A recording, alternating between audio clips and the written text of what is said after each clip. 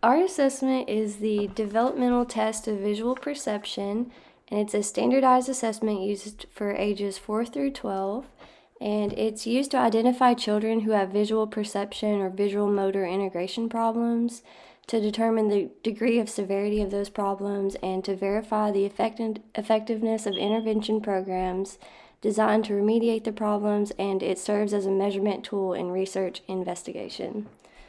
So it tests general visual perception, motor reduced visual perception, and visual motor integration. For visual motor integration, you can use the subtest for eye-hand coordination and copying.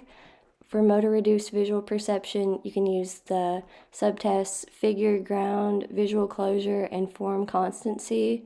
And for general visual perception, you'll use all 5 subtests.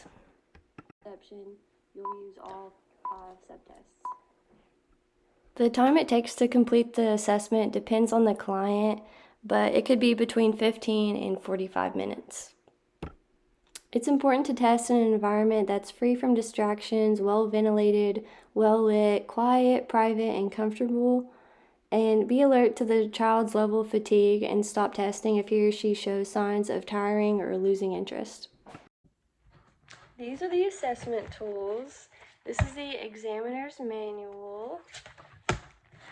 And this booklet has subtests 1 and 2. The first subtest is eye-hand coordination, where the client would draw with a pencil within the gray areas.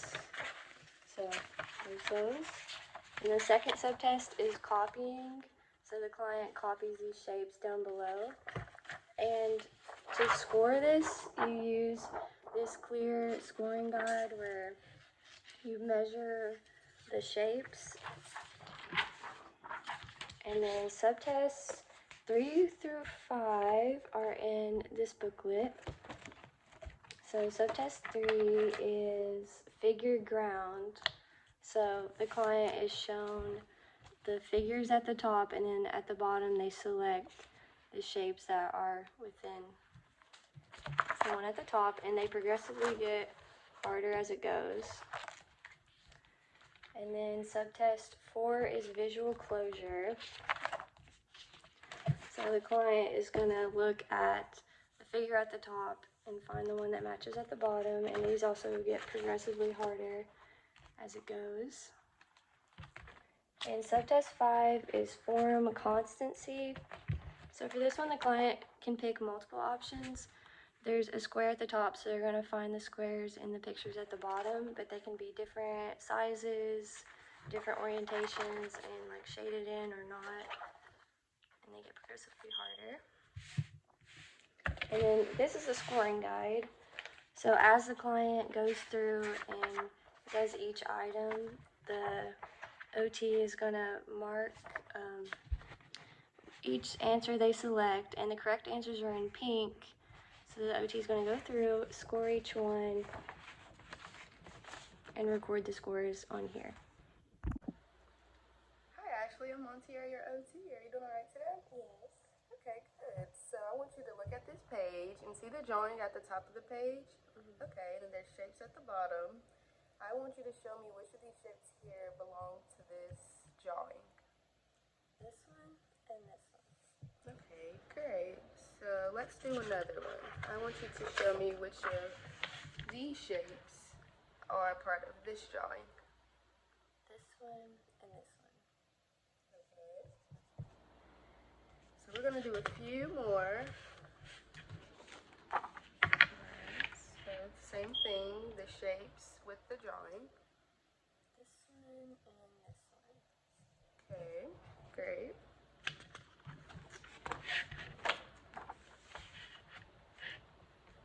Can you show me the shapes from this drawing? This one and this one. Okay.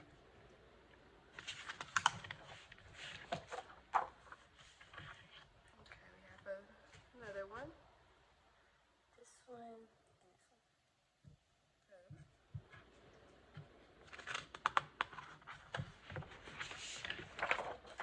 Okay, which of these shapes match this drawing?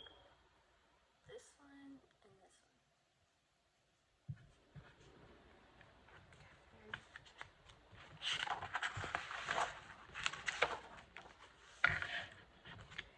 these shapes match that drawing? This one and this one.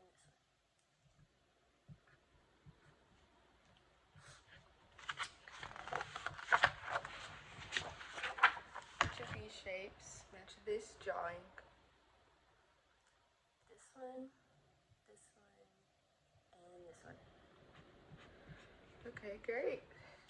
That's all for this subtest. Okay, so the next subtest is going to look at your visual closure. So can you look at the drawing at the top of the page? Now look at the drawing down here. Okay, so if someone didn't finish these drawings, try to imagine what they would look like if they were finished. If they were finished, can you show me which of these would look exactly like this drawing? This one. Okay, great. So let's try another one. These drawings at the bottom were finished. Which one will look exactly like the one at the top? This one. Okay, good. I'm gonna try a few more.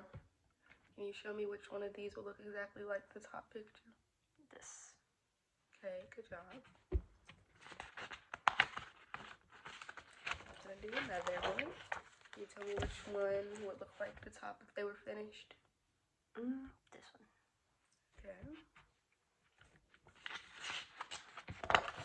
We have another one. Tell me which one will look like the top picture. This one.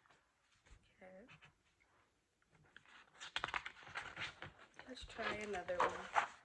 Which one would look like the top if it was finished? This one. Okay.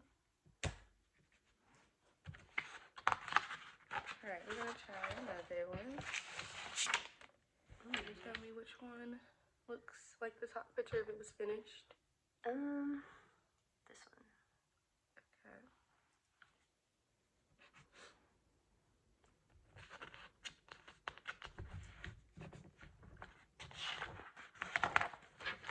Another one. Could you tell me which one will look like that picture? This one. Okay.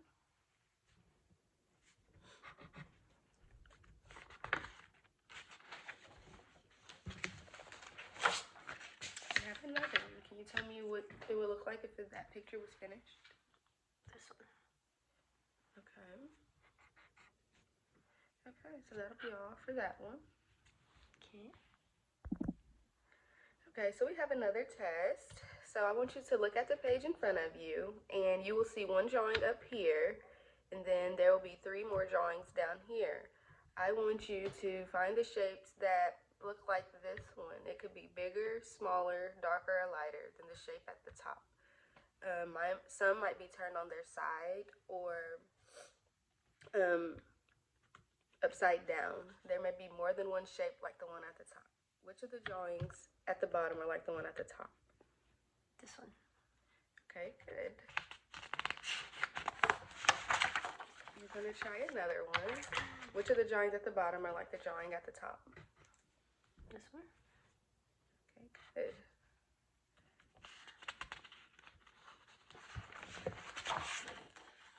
Alright, we're gonna try a few more. This one. Okay. Which of the drawings at the bottom are like the one at the top? Can I pick more than one? Yeah. This one and this one. Okay.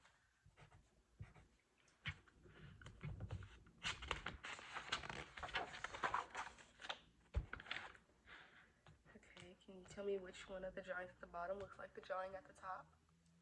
This one and this one. Okay.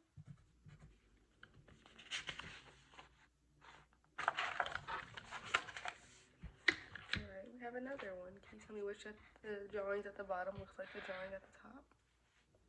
This one and this one. Okay. Let's try another one. The drawing at the bottom looks like one at the top. This one. Okay. Try another one.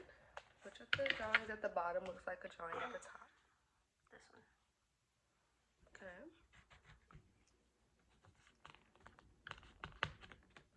Let's try another one.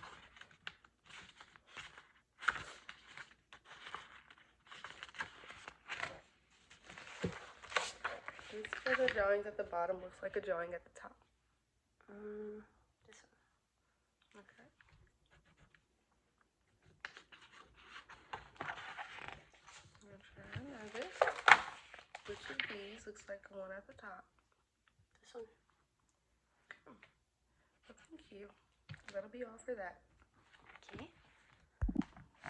So for the subtest, I made slashes through all the letters that corresponded to the child's selection for each item, and got awarded for 1 point if the child selected correct choice and 0 if they made an incorrect choice.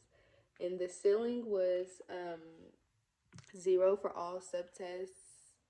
So if they made a score of 0 on 3 consecutive items, then you just stop then.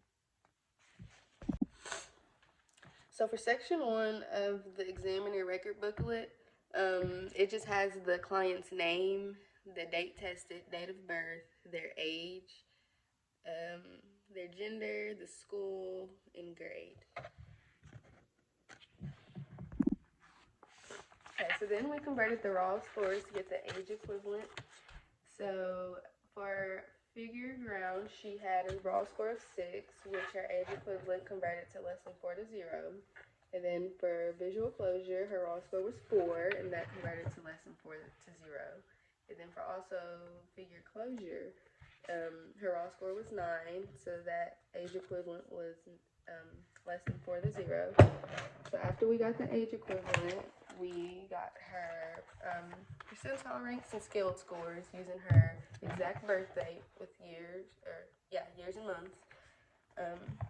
So that is where we got the percentile ranks for figure ground, which was less than 1%, and then visual closure was 2%, and then the descriptive terms was poor and very poor.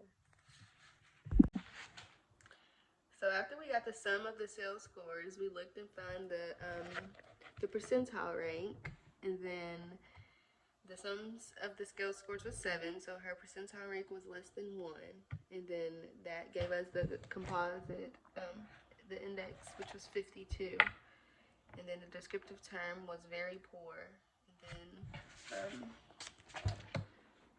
so we put that all through here, and then the ending after averaging all the sections was very poor for her assessment.